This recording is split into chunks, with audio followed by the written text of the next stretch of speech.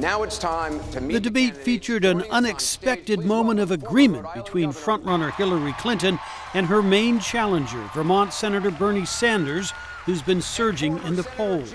The issue was the lingering controversy over Clinton's use of a private email account while Secretary of State.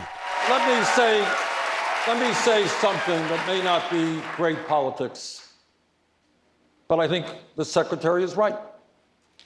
And that is that the American people are sick and tired of hearing about your damn emails. Thank you. Me too.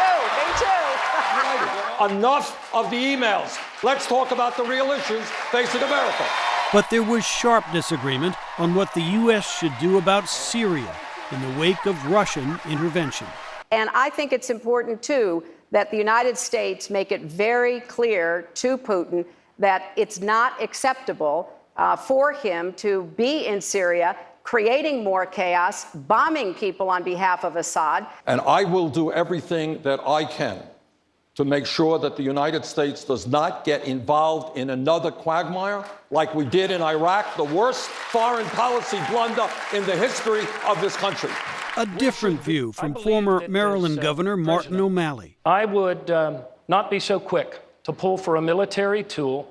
I believe that a no-fly zone in Syria at this time, actually, Secretary, would be a mistake. Former Rhode Island Governor Lincoln Chafee said Clinton's Senate vote in favor of the Iraq war was still a problem. When there was no real evidence of weapons of mass destruction in Iraq, I know because I did my homework.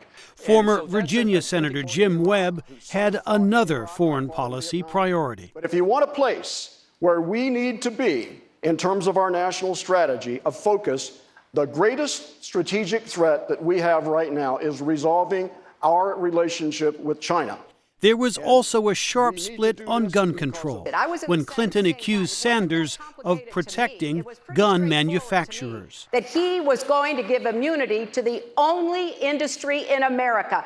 Everybody else has to be accountable, but not the gun manufacturers. And we need to stand up and say enough of that. We're not going to let it continue. We're going to bring you all in on this, but Senator Sanders, you have to be able to respond. As a senator from a rural state, what I can tell Secretary Clinton, that all the shouting in the world is not going to do what I would hope all of us want, and that is keep guns out of the hands of people who should not have those guns and end this horrible violence that we are seeing.